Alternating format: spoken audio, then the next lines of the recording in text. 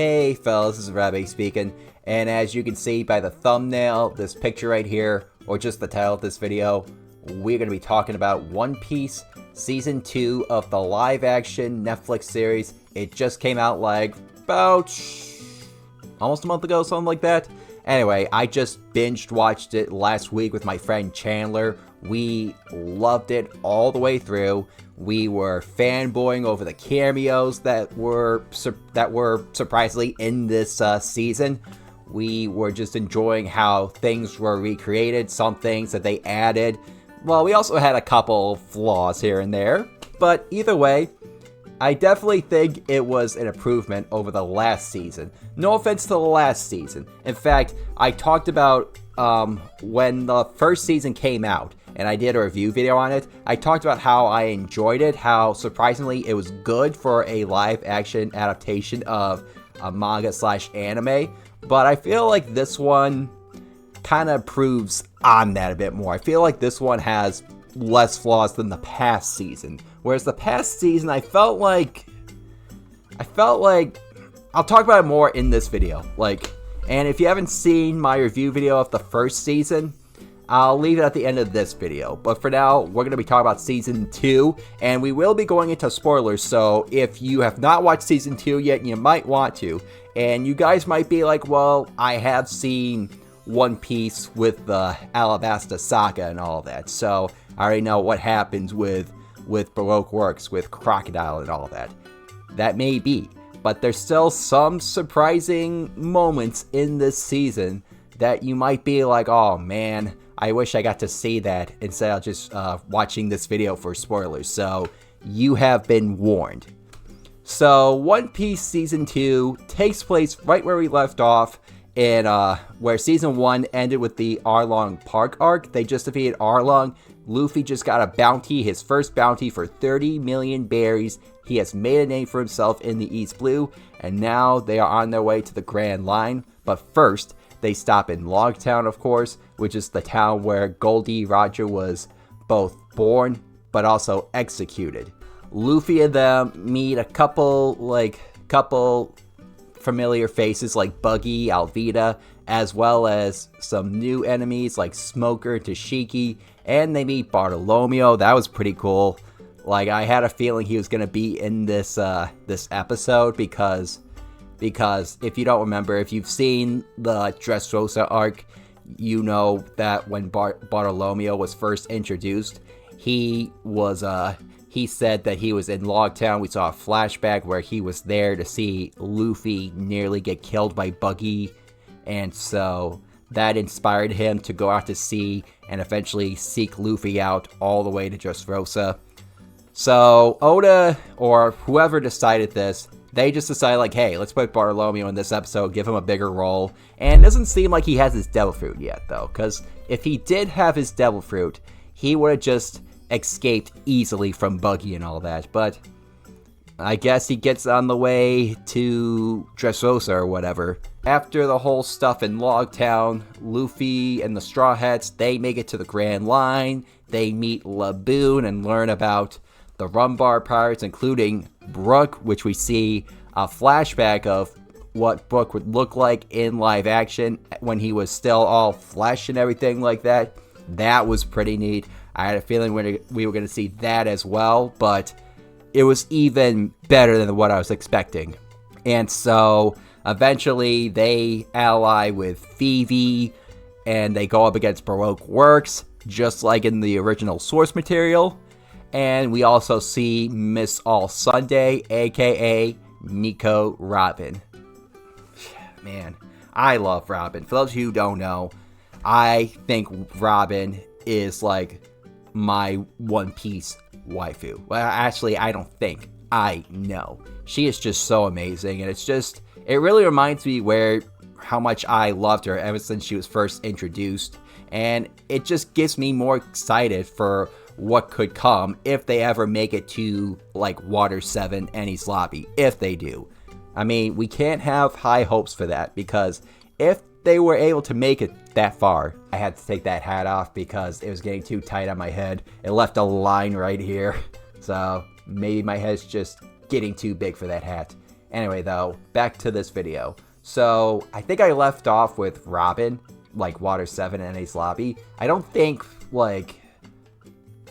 I mean, we might get to that point, but it would take a really long time because it took us like 2.5 years almost just to get from Season 1 to Season 2. So, imagine how many more seasons it's going to take just to get to Enies Lobby. Like, I would love that, don't get me wrong. I think this actress would really nail that part, like with I Want to Live. But we have yet to wait and see, and we have to be really patient for that. I mean, it's not like saying, like, oh, they'll never make it to Marineford, or Wano Country for that matter, but still, you just never know. It gives me something to look forward to either way. For now, let's just look forward to the Alabasta arc that's coming up, because it's gonna happen. It's just gonna happen. Cause Crocodile, he looked amazing in this, like, last scene of the season. Like, just seeing him in his outfit, and just him sounding like Crocodile with a hook, everything, I knew that he was gonna fit this role. Like, I just knew that he is gonna be one of the biggest highlights of the next season. But back to cameos for a moment. So, we go back to Logtown, and we get the introduction to Dragon, Luffy's father, which was expected. But we also get Sabo, which really shocked the hell out of me, and it did for my friend Chandler as well. Like, we were just like, what? He's in this too? I mean, it was great, don't get me wrong, but also, Sabo had amnesia at the time. Like, he didn't remember Luffy or Ace. So, I feel like him being there, I don't know if it would be a plot hole or not, because we just had a big event where Luffy was the center of it all in Logtown. Sabo had to at least heard of that. But I'm guessing the name Luffy, or Straw Hat for that matter, just didn't cross his mind? Maybe? I don't know. I mean, we know when he did hear about Ace's execution, we saw that Sabo regained his memory. So, maybe if Luffy did die, he would have regained his memory. We also get to see the Giants in live action, Drogi and Brogy, I think that's their names. I should know those names because of how relevant they are in the current story arc we're in. But it's also nice that if you haven't like completely refreshed your memory on how they were introduced, this is a good way to look back at. This is a good way to be like, oh yeah, this is how they met the Straw Hats and how they became good friends with them and how this set up the whole thing with Elbaf. They also mentioned Nika, the sun god, as well. I thought that was pretty neat because Nika was first mentioned all the way in Wano Country. We had no idea about Nika, and probably Oda had no idea that he was gonna create a character like Nika. So maybe this is his way of being like, hey, maybe I should bring up this character now with the live action adaptation of Season 2. Perhaps, for that matter. And we also got to see Mr. 3. I forget this actor's name. I need to know names. So I'm just going to look at my phone and see, like, the actors' names and stuff. I should know these names, guys. I apologize. Let's see. Mr. 3, David Tast Mackel. I can't pronounce that name, guys. I'm sorry. But you know who I'm talking about. He was in a Suicide Squad as the polka dotted guy. He was also in The Dark Knight as some minor character. That was pretty cool, though, that he got to be in it. I mean, I loved him as this character. He really brought in the energy that was Mr. 3. Like, he had the artsy stuff, like, as this psychopathic character. But I also like that he was also a bit cowardly as well, because Mr. 3 was not a strong dude for that matter. He still isn't. I mean, he had an impressive Devil Fruit, and I just liked it though, where he decides to turn Zoro, Nami, and Vivi into wax sculptures because he can't make perfect sculptures with just scratch. I thought that was pretty neat. And I also liked Miss Valentine and Mr. 5.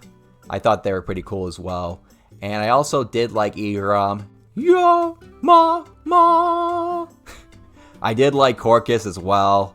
Though, the flashback with Corcus, when he meets Brook and the Rumbar Pirates, like, Corcus is supposed to be in his 20s because, like 21, because he says in the second episode of this season, oh, I'm 71 years old. 50 years ago, he still looks like the exact same. Like, you're 21? Like, I feel like they should have gotten a younger actor to play the younger version of Corcus. I'm just saying. And I also did like Miss Golden Week. She was a bit creepy, though. I do like how she was able to almost break Luffy with the pain stuff, where she almost made Luffy say, I will not be king. Like, she almost made him say it, though, which was nuts. And then we get to Drum Island, where Chopper is introduced, of course. We see Wapol, who is a scumbag, but we love him for it. He was a bit more intimidating in this season than he was in the anime/manga, because Wapol only had 2 of his guys and was about to retake the castle, but I didn't really feel like we were on the verge of losing. I didn't feel like the characters were going to lose to Wapol. But in this episode, this season at least, you really feel like Wapol could have won, especially with his army of, like, these soldiers that are, like, somehow he, like, fused them together or whatever to make this, like, this crazy army. That was pretty cool, though. I liked how they ended the season like that, because you want to end it to where there's, like, this big climax of a battle. And I also liked how the special effects, they were able to make Wapol a bit cartoony, just like he was in the anime, where he does all these crazy things, like open his mouth really wide, like he's some hungry hippo. I also did like the woman who played Dr. Correa, Kathy Siegel. I just remember that name, guys. She was great, or Katie Siegel, but you know who I'm talking about. She was Leela in Futurama. She was also Peg Bundy in Married with Children, Married with Kids. I gotta look up the name, guys. I know I'm terrible. Hold on, just 1 second. Where are you? Yep, you are right there. Married with Children, I got it right. Okay. And I also like the guy who played Dr. Helwek. Like, I liked how he was a bit crazy, like he was in the original source material, but also just wise and this fatherly figure to Chopper. And yes, that's right, we're going to be talking about Chopper. I loved the way Chopper looked in this live action adaptation. He looked like, I know some people compared it to Detective Pikachu, where it looked good, and that's a good comparison.